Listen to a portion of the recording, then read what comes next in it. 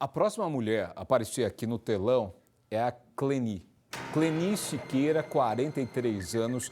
Para mim, gente, eu defino essa mulher como retrato de uma mulher guerreira, lutadora, daquela que não desiste nunca de buscar uma vida melhor para a família. Mas que termina sendo morta por um sujeito que ela tentou ajudar desde o início do casamento, que é esse daqui, o Paulino. Paulino, gente, é segundo as próprias filhas, tá? Depoimento delas, um sujeito abusivo. Eu ouvi inclusive o relato de uma dessas filhas. Ela disse para o Cidade Alerta que esse sujeito aqui é um homem arrogante, agressivo e que decidiu matar a mulher porque a Cleni, gente, ela pegou um empréstimo para ajudá-lo. Ele fez isso friamente, sem remorso, na frente de uma das filhas do casal, uma jovem que inclusive tem deficiência intelectual, que não consegue agora esquecer o que viu. Gente, a Cleni pediu um empréstimo para ajudar a empresa do casal, só que a família começou a receber várias ligações de cobrança e uma dessas ligações vai parar no telefone do Paulino. Ele não gostou disso, de agressivo passou a assassino, porque ele matou a Cleni com um disparo de arma de fogo. A Ana Paula, gente, uma das filhas, ficou frente a frente com o pai na delegacia. A primeira coisa que eu pergunto, talvez a senhora se pergunte, será que ele assume esse crime? Ou ele vai tentar mentir para a filha? Uma história revoltante agora, vem para cá, explode no Cidade. Nem um casamento de 26 anos e 4 filhas foram capazes de impedir um assassinato frio e desmedido. A vítima, Cleni Siqueira Pedroso, de 43 anos. Uma mulher que lutou a vida inteira para manter a família de pé. Ela foi morta com um tiro na cabeça pelo próprio marido, Paulino da Silva Pedroso, de 48 anos, na frente das filhas do casal. Eu ouvi um estouro e eu acordei. Na hora que eu acordei, a minha irmã começou a gritar, minha mamãe, minha mãe, minha mãe, minha mamãe. E eu saí correndo do quarto. Ana conta que o pai sempre foi um homem agressivo e violento dentro de casa. Mas nos últimos tempos, os problemas financeiros começaram a irritar o homem cada vez mais. Paulino era sócio em 3 churrascarias. Mas para abrir o negócio, tanto ele quanto Cleni pediram dinheiro emprestado a parentes e amigos e fizeram empréstimos no banco. Diante das cobranças, Paulino culpava a esposa. Ele sempre falava, sua mãe que tem que resolver, porque a sua mãe que pede dinheiro para os outros. Eu falava, não, mas é dívida de vocês, como é que você abriu um restaurante sem dinheiro?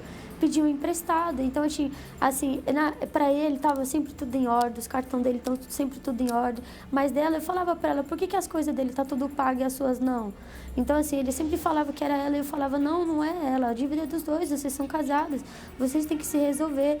Os problemas financeiros nos restaurantes da família teriam sido a gota d'água para Paulino descontar na esposa e matá-la. Mas Ana revela um histórico familiar de medo, brigas e abuso emocional. No meio disso, Cleni, uma mulher trabalhadora e carinhosa, sempre tentava manter o casamento e, mais que isso, proteger as filhas. Ela já tentou falar comigo, não, eu quero me separar, mas seu pai vai fazer o que com a gente não tem como se sustentar, os restaurantes é tudo dele. O crime aconteceu nessa casa, onde a família vivia, aqui na zona leste de São Paulo. Naquele dia, Paulino estava chegando do trabalho junto com a filha mais velha, que o ajudava a administrar o restaurante. O homem já estava nervoso porque os dois tinham discutido por motivos de trabalho. Até mesmo problemas do dia a dia deixavam o homem mais irritado que o normal, que sempre descontava nas filhas ou na esposa. Dentro da casa, então, ele passou a discutir com a Cleni, que estava na cozinha lavando a louça. A mulher fez o que sempre fazia, tentou acalmar o marido e proteger as filhas da agressividade dele. O homem então pegou uma garrafa de bebida e o revólver que guardava em casa e ficou sentado no quintal. Quando tudo parecia que tinha se acalmado, a tragédia aconteceu. Cleni estava sentada na beirada da cama, no quarto do casal, quando Paulino chegou e atirou na cabeça da mulher. Isso com as filhas em casa, inclusive a mais nova, de apenas 5 anos. A pequenininha está completamente assustada. Qualquer barulho que ela ouve de carro, de moto, ela já começa a colocar a mão nos ouvidos. Ela já falou pra gente, ela já falou para minhas tias, para minhas irmãs, que o papai fez popô na mamãe. Então a gente tenta distrair ela, a gente tenta levar ela para brincar. Ela já viu mancha de cera, né? Aquelas ceras que vovó tem costume de passar no chão, vermelha, ela já viu mancha, ela já falou, esses dias ela me chamou para ver na garagem que tinha umas manchas. Eu até achei que ela devia estar falando de formiguinha, né? Eu falei, é a formiguinha. Ela falou, não, Nana, é sangue. Eu falei, não, não é sangue. Então, Paulino não teve tempo de fugir e foi preso em flagrante ainda no local. Na delegacia, ainda tentou afirmar que a mulher teria tirado a própria vida. No fim, ainda confrontou a filha, olhando nos olhos dela. E eu perguntei para ele, o que você fez? O que você fez com a mãe? E ele ficava, né, sem o que falar. E aí eu falei para ele, onde estava a arma? Onde estava a arma? E ele falava para mim, não, a arma sua mãe pegou, sua mãe que estava com a arma, ela pegou em cima do guarda-roupa. E eu falava para ele, como ela ia pegar? Ela nem alcançava, ela não sabe mexer em arma. E aí eu falei para ele falava para mim, não, eu não lembro, só que ele já tinha falado para mim aquela situação lá em casa. Depois ele falava, não, foi ela que pegou, foi a sua mãe que fez isso. E eu falava, como ela ia fazer isso? Aí eu falei, você vai ficar mentindo para mim? Eu falei para ele, você estava me falando que eu sou mentirosa hoje cedo, agora você vai mentir para mim o que você fez com a minha mãe? E ele fala, aí teve uma hora que ele parou assim, agarrando a grade, ele parou, ele falou, com o olhar assim todo regalado, ele falou assim, agora vai ser a sua palavra contra a minha. Ana relembra a vida difícil que a mãe, as irmãs e ela tiveram convivendo com Paulino. Minha mãe ela não tinha medo de trabalhar, ela falava, se for para eu ter que vender pote de novo, eu vou ter que vender, se for para eu trabalhar de madrugada de novo, eu vou vender. Então assim, ela não tinha medo de trabalhar. Quando eles foram embora, ela cuidou do restaurante que eles tinham lá, sozinha. Ela falava, não, vamos trabalhar, vamos fazer não sei o quê. Depois da tragédia de perder a mãe, as filhas da Clenice mudaram para a casa da avó materna. Aqui, elas recebem apoio e também o carinho que elas nunca viram dentro de casa.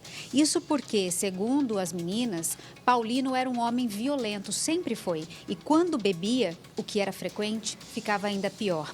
A rotina familiar era marcada por brigas frequentes, medo e grosseria. Ele não aceitava ser contrariado nem pelas filhas, muito menos pela esposa. Mas as meninas nunca imaginaram que ele pudesse ser capaz de matar.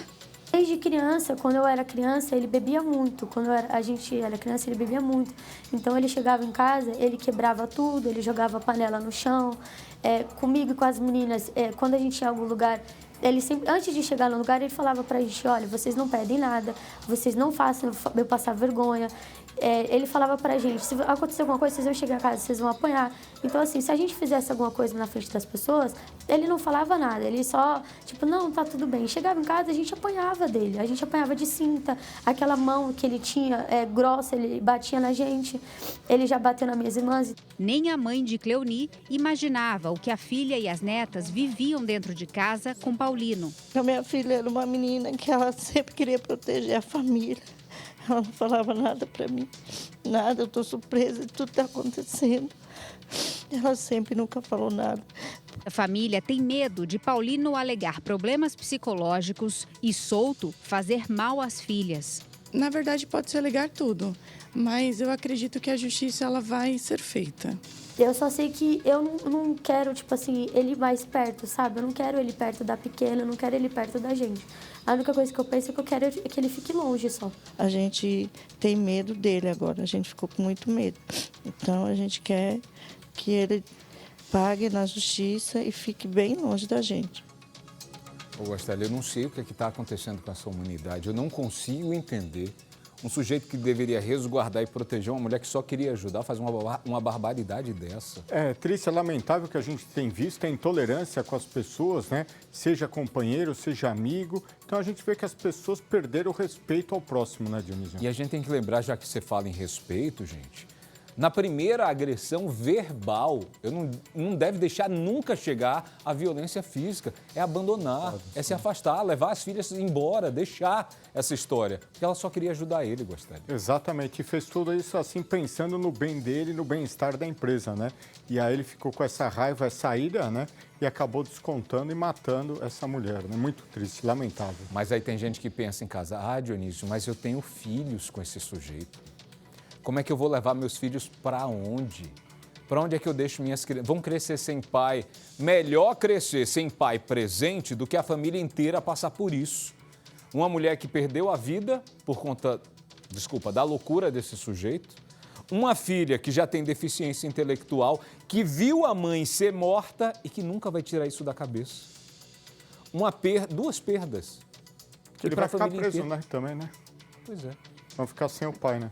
Era isso que eu ia dizer. Ainda tem a perda, porque quem matou a mãe foi o pai. Exato. E por um motivo fútil, né? Só querer ajudar. Então, onde a gente vai?